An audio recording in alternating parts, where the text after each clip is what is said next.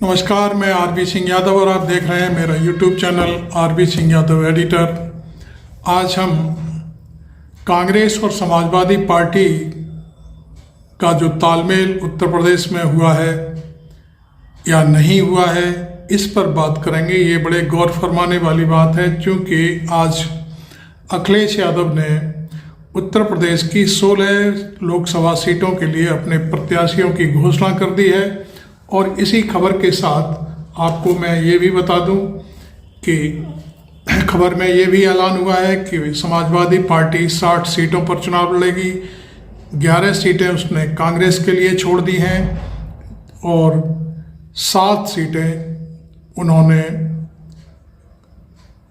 जयंत चौधरी के लिए दी हैं। मुझे लगता है कि कुछ 2-1 सीट उन्होंने छोटे जो दल हैं उनके लिए भी रास्ता खोल के रखा है। हालांकि ये गठबंधन इन सीटों पर पक्का होगा कि नहीं होगा, ये बात अभी मैं नहीं कह सकता, लेकिन मैं आपको ये बात क्लियर कर दूं कि समाजवादी पार्टी ने अपने विकल्प खोल कर रखे हैं। इस बीच राहुल गांधी की भी मैं बात करूंगा और मेरा वीडियो थोड़ा लंबा होगा। आप राहुल गांधी को मैं पूरा सुनवाऊंगा कि आज उन्होंने पूर्णिया में जो सभा हुई है बहुत बड़ी उनकी, उसमें आर्थिक न्याय और सामाजिक न्याय की बात को बहुत ज़बरदस्त तरीके से उठाते हुए कहा है कि देश में एक्सरे की ज़रूरत है। भारत में जनता के बीच जब तक एक्सरे नहीं हो जाएगा, कौन कितनी जातियां हैं, कौन कितने लोग अमीर गरीब हैं, ये जब तक इस बात का सर्वे नहीं हो जाएगा तब तक देश उन्नति नहीं कर सकता।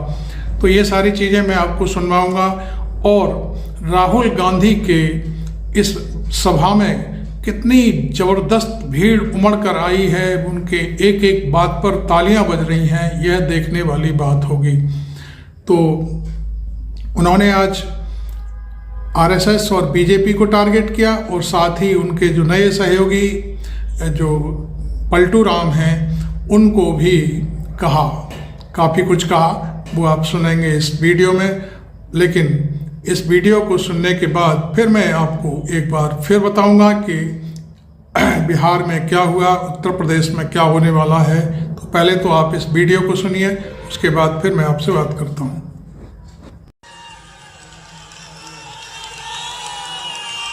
ये राहुल गांधी की रैली है आज। अभी जब अखिलेश जी का भाषण चल रहा था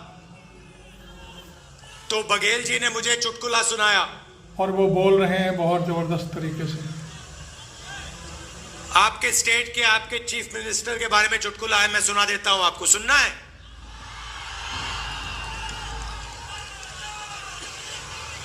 तो आपके चीफ मिनिस्टर गवर्नर के यहां स्वेरिंग इन के लिए गए, शपथ ग्रहण के बड़ा धूमधाम था। वहां पे बीजेपी के नेता बैठे थे, गवर्नर साहब बैठे थे, सब एमएलए बैठे थे। स्वेरिंग इन होती है, शपथ लेते हैं चीफ मिनिस्टर का। उनके मंत्री 2-3 मंत्री भी शपथ लेते हैं, खूब तालियां बजती हैं और फिर नीतीश जी निकल जाते हैं, वापस सीएम हाउस की ओर चले जाते हैं। गाड़ी में पता लगता है कि वो अपना शॉल गवर्नर के घर में छोड़ आए। तो ड्राइवर से कहते हैं, भैया चलो वापस चलो, शॉल उठाना है। तो ड्राइवर गाड़ी घुमाता है, गवर्नर के घर आता है। नीतीश जी निकलते हैं, गवर्नर के पास जाते हैं, दरवाजा खोलते हैं। गवर्नर कहते हैं, भाई इतनी जल्दी वापस आ गए। तो ये हालत है बिहार की। थोड़ा सा दबाव पड़ता है और यू टर्न ले लेते हैं।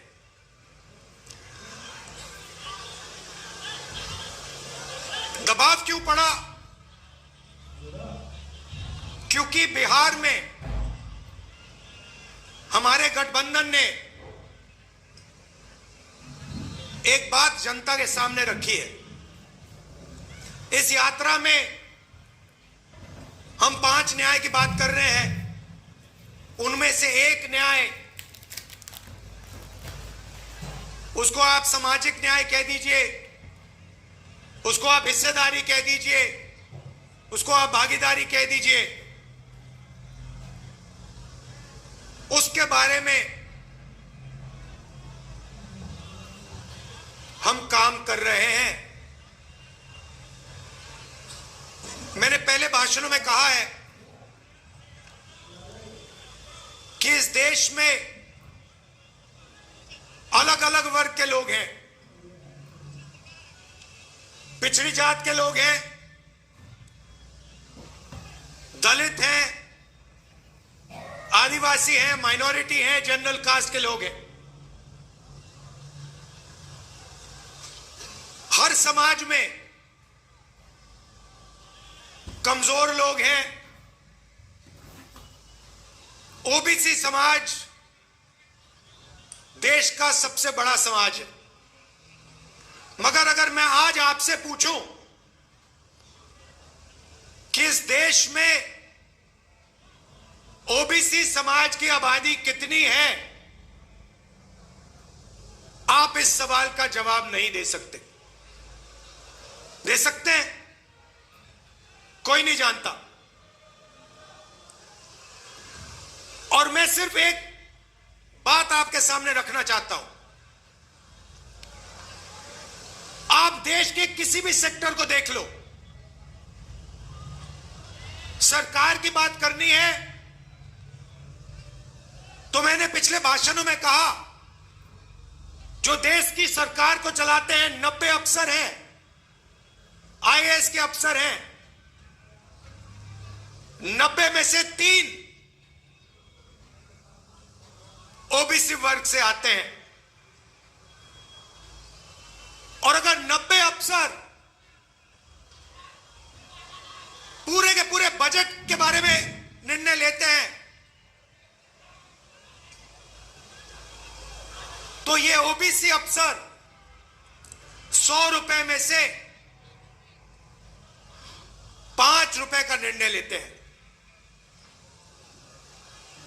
तो सरकार में ना ओबीसी की, ना दलित की, ना आदिवासी की भागीदारी है। सरकार को छोड़िए, हिंदुस्तान की सबसे बड़ी 500 कंपनीज को देख लीजिए, उनकी लिस्ट निकालिए, उनके मालिकों के नाम पढ़िए। आपको उन नाम में से एक दलित, एक आदिवासी, एक पिछड़ा नहीं मिलेगा।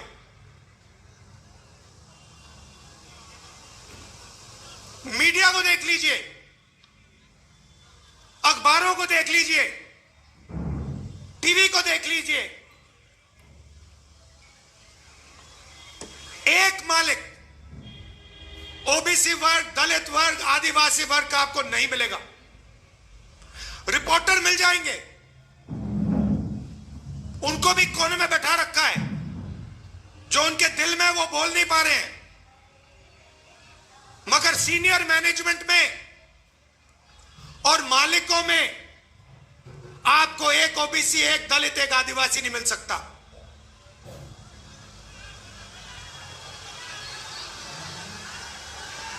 प्राइवेट एजुकेशन के सिस्टम को देख लीजिए, प्राइवेट कॉलेजेस, यूनिवर्सिटीज को देख लीजिए, प्राइवेट अस्पताल देख लीजिए, एक मालिक आपको ओबीसी, दलित, आदिवासी का नहीं मिलेगा। तो मैं सिर्फ यह सवाल पूछ रहा हूं कि अगर हम सामाजिक न्याय की बात कर रहे हैं तो यह तो स्पष्ट है कि हिंदुस्तान के किसी भी सेक्टर में पिछड़ों को, आदिवासियों को, दलितों को न्याय नहीं मिल रहा है। अब सवाल बनता है, पहला कदम क्या होना चाहिए? किसी को चोट लगती है, पहला काम डॉक्टर कहता है, पैर में चोट लगती है, पहला काम डॉक्टर कहता है ऐसे करो, एक्सरे जाके कर लो। एक्सरे करने के बाद साफ पता लग जाता है कि हड्डी कहां से टूटी है। सही बात। मैं सिर्फ यह कह रहा हूं कि समय आ गया है कि हिंदुस्तान का एक एक्सरे हो जाए।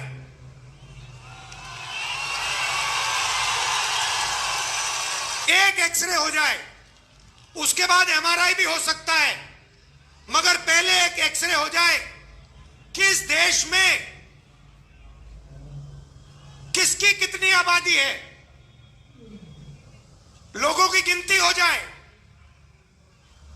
जनरल कास्ट के इतने लोग हैं, उसमें से अमीर इतने हैं, ओबीसी जात के इतने लोग हैं,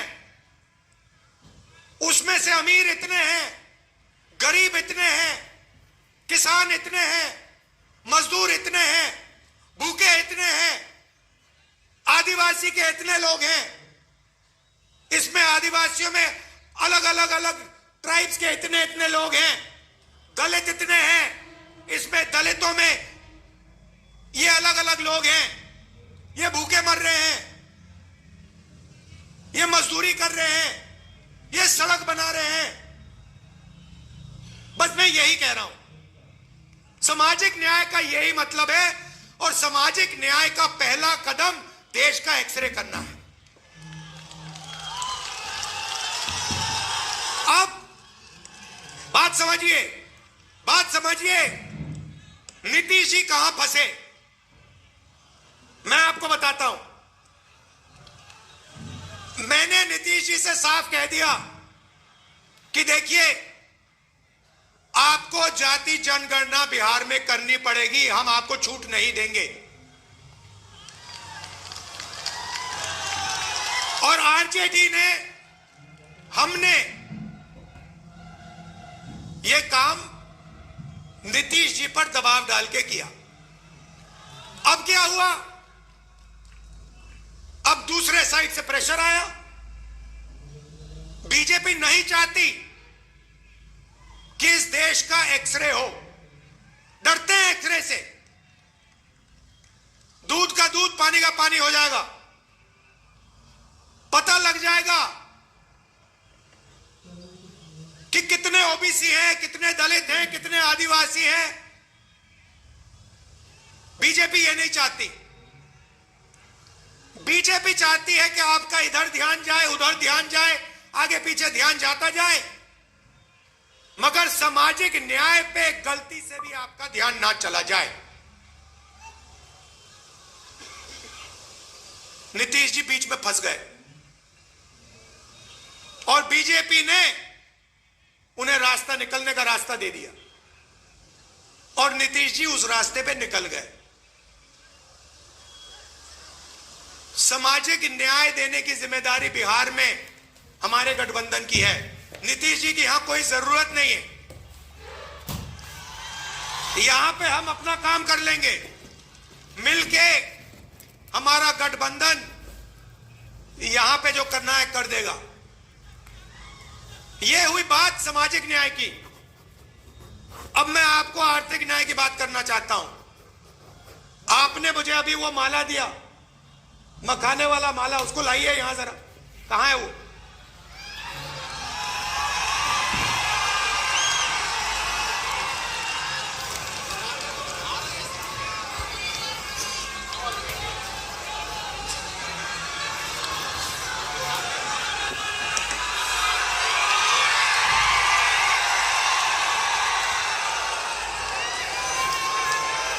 मैं 1 मिनट में आपको आर्थिक अन्याय समझाने जा रहा हूं।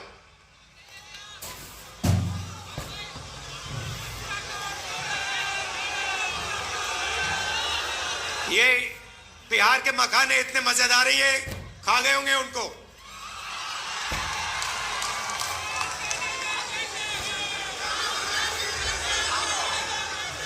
खा गए। देखो कहां गए।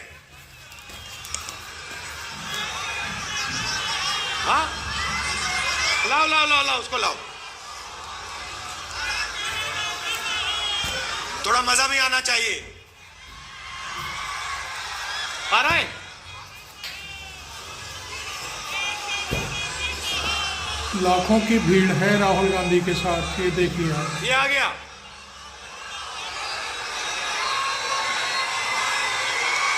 ये देखो कितना सुंदर मखाने का माला की माला है। अब ये देखिए, मैं आपको मजेदार बात बताता हूं, इसको यहां लाइए। ये तकरीबन 10 किलो का है, ठीक है? इसको यहां रख दीजिए। ये बिहार के गरीब किसानों का खून पसीना है, सही बात है। ये बिहार के गरीब लोगों ने अपना खून पसीना देकर, घंटों पानी में बैठकर ये हमें दिया है। 10 किलो का है ये। आपको मालूम है ये अमेरिका में कितने का बिकता है? अमेरिका में अगर आप इसको बेचोगे, जो बिक रहा है अमेरिका में, ये बड़ा बिक रहा है आजकल। वहां पे फैशन आ गया है कि मखाना खाएंगे, बिहार का मखाना खाएंगे। सबसे पहले उनको मालूम नहीं है बिहार ये मखाना कहां से आता है, पहली बात ये है। मगर मेरा सवाल आपसे, ये 10 किलो की जो माला है, ये अमेरिका में कितने रुपए के लिए बिकेगी? चुप हो गए। मैंने नेट पे देखा, अभी देखा, ये माला 15,000 रुपए के लिए अमेरिका में बिकेगी। 15,000 रुपए 10 किलो के लिए। अब मुझे बताओ, इसमें से 15,000 रुपए में से बिहार के किसान को कितना रुपया मिल रहा है? बिहार का किसान 250 रुपए किलो के बेच रहा है, मतलब 2,500 रुपए 10 किलो के लिए। ये 15,000 रुपए, गलती की मैंने, ये 15,000 रुपए 1 किलो का, मतलब ये माला अमेरिका में 1,50,000 रुपए के लिए जाएगा। गलती कर दी, सॉरी। 1,50,000 लाख रुपए के लिए ये अमेरिका में बिकता है, और यहां पे हमारे किसान को 250 रुपए प्रति किलो, 2,500 रुपए 10 किलो के लिए।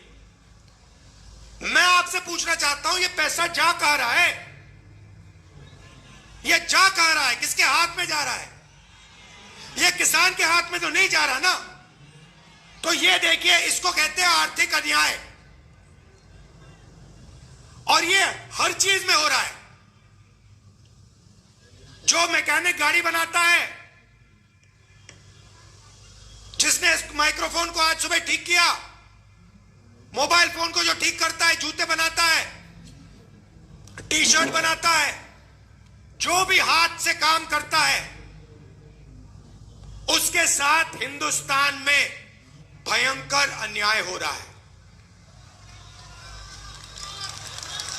इसके बारे में कोई बोल नहीं रहा।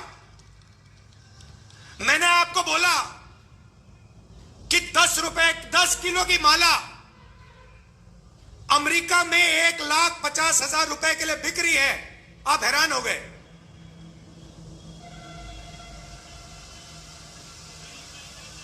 $1,50,000 रुपए ये पड़ा हुआ है हमारे सामने। इसमें से 2-3 हजार रुपए किसान के जेब में जा रहे हैं। क्या ये अन्याय नहीं है? सबसे बड़ा अन्याय है। तो जब हम आर्थिक न्याय की बात करते हैं, हम चाहते हैं कि अगर ये 1,50,000 रुपए की माला है तो कम से कम 30-40 हजार रुपए तो किसान के हाथ जाए। अगर मैकेनिक काम कर रहा है, मोबाइल फोन को कोई ठीक कर रहा है, खेत में काम कर रहा है, उसको अपनी मेहनत का सही फल तो मिले। और जहां भी देखो हिंदुस्तान में, मैंने छोटा सा उदाहरण दिया आपको, जहां भी देखो जो गरीब है, कमजोर है, हाथ से काम करता है,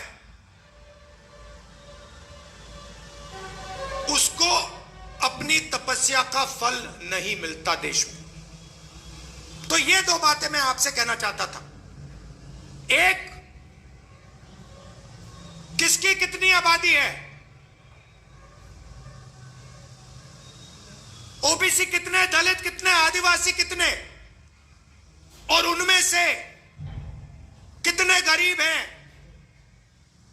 कितनों के पास सरकारी नौकरी है,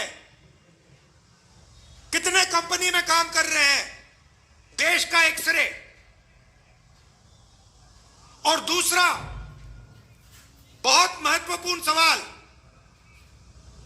1.5 लाख रुपए की माला में से हमारे किसान को 2,500-3,000 रुपए क्यों मिल रहे हैं, ज्यादा क्यों नहीं मिल रहा है? यही दो सवाल हैं हिंदुस्तान के सामने। बाकी सब आपके ध्यान को इधर उधर करने की बात है। अब आप कहोगे इसमें बिहार का क्या रोल है, बिहार को क्या करना है? हजारों साल से यह प्रदेश इस देश को सामाजिक न्याय और आर्थिक न्याय दिखा रहा है। सोशल मूवमेंट होती है, देश जागता है तो बिहार से जागता है। गांधी जी के आज हम याद कर रहे हैं, उनकी तपस्या चंपारण में शुरू हुई थी, बिहार में शुरू हुई थी। इसलिए मैं आपको यहां कह रहा हूं, बीजेपी के लोग आपके ध्यान को इधर उधर करना चाहते हैं, क्योंकि वो नहीं चाहते कि आप सबसे जरूरी मुद्दे के बारे में बात शुरू कर दो। और दो ही मुद्दे हैं, आर्थिक न्याय जो मैंने आपको यहां दिखाया, और सामाजिक न्याय जिसको मैं एक्सरे कह रहा हूं, और वो भी पहला कदम है। भाइयों और बहनों, पिछले साल हमने भारत जोड़ो यात्रा की। कन्याकुमारी से हम कश्मीर तक चले, समुद्र के तट से शुरू किया, चलते गए चलते गए चलते गए, हिमालय तक चले। आप सब हमारे साथ चले थे। बीजेपी देश में नफरत और हिंसा फैला रही है। इनका लक्ष्य यही है कि आप हिंसा में, नफरत में उलझे रहो, एक भाई दूसरे से लड़े, और आप आर्थिक और सामाजिक न्याय की बात मत करो। और भारत जोड़ो यात्रा ने देश में एक नया रास्ता दिखाया। यात्रा में बिहार के लोग हमारे साथ चले, बंगाल के लोग चले, और आपने हमें कहा, देखिए आप कन्याकुमारी से कश्मीर जा रहे हो, बिहार, बंगाल, उत्तर प्रदेश, इसमें से आप यात्रा क्यों नहीं कर रहे हो? बात बिल्कुल सही थी। इसीलिए हमने मणिपुर से भारत जोड़ो न्याय यात्रा शुरू की। मणिपुर से क्यों? क्योंकि बीजेपी और आरएसएस की विचारधारा ने मणिपुर को जला दिया है। सिविल वॉर का माहौल बन गया है, लोग मर रहे हैं, घर जलाए जा रहे हैं, और प्रधानमंत्री आज तक वहां नहीं गए। मणिपुर में शुरू किया, नागालैंड, अरुणाचल, बंगाल, असम, और अब हम बिहार आए हैं। यात्रा में हम लंबे भाषण नहीं करते, 15-20 मिनट बोलते हैं, 6-7 घंटे आपकी बात सुनते हैं। आज सुबह चाय की दुकान में हमने 3-4 परिवारों के साथ चाय पी, उनकी बात सुनी। बस में लोग आते हैं, हम पैदल चलते हैं, पद यात्रा में चलते हैं। क्यों? आपके दिल में जो है वो हम समझना चाहते हैं, सुनना चाहते हैं। हम अपनी मन की बात नहीं रखना चाहते हैं, हम आपकी मन की बात सुनना चाहते हैं, समझना चाहते हैं। और यात्रा में हमने पिछली यात्रा में एक नारा निकाला था, दस्तक दिल्ली तक नफरत जा के रहा बाजार है। में मोहब्बत की दुकान खोलनी है। और पिछले 2 दिन आपने यात्रा में मोहब्बत की दुकान खोली है, इसके लिए दिल से आपका मैं धन्यवाद करना चाहता हूं। जहां भी हम गए वहां बिहार के युवा, माताएं, बहनें, किसान, मजदूर, छोटे दुकानदार, सब ने यात्रा का समर्थन दिया, अपनी पूरी की पूरी शक्ति यात्रा को दी, और जितनी भी मोहब्बत दे सकते थे आपने हमें दिया। इसके लिए मैं आपको दिल से धन्यवाद करना चाहता हूं। और अंत में आपसे यह कहना चाहता हूं कि सामाजिक न्याय और आर्थिक न्याय से बड़ी देखिए कुछ कितना बात बड़ा नहीं जन है। सैलाब है। यही है हिंदुस्तान का भविष्य। अगर आप अच्छा चाहते हैं तो आर्थिक न्याय और सामाजिक न्याय हिंदुस्तान की जनता को देना ही पड़ेगा। आप सबका दिल से धन्यवाद। नमस्कार, जय हिंद। आपने राहुल गांधी का पूर्णिया में जो सभा हो रही थी उसमें भीड़ को देखा होगा, उसमें कितनी भीड़ उमड़ी है यह भी देखा होगा। और बार बार राहुल गांधी का एक तार्किक जो भाषण है वो आपने सुना। छोटा सा भाषण देते हैं लेकिन बहुत ही मज़ेदार और जनता को समझ आ जाने वाली बात है। उन्होंने सर्वे की बात उठाई है, जातिगत सर्वे होना चाहिए देश में, और बीजेपी ये नहीं चाहती। तो आपको ये मेरा वीडियो कैसा लगा आप इस पर बात रखें, और अखिलेश यादव ने जो अपनी सूची जारी की है उस पर भी आप अपनी बात बताएं मुझे। तब तक मैं इस वीडियो को समाप्त करता हूं, और मेरे अच्छे से अच्छे बढ़िया से बढ़िया वीडियो आगे देखने के लिए मेरे चैनल को सब्सक्राइब करें, लाइक करें, आप चाहें तो मुझे फॉलो भी करें और ज्वाइन भी करें, जिससे मेरे चैनल की आर्थिक मदद हो सके।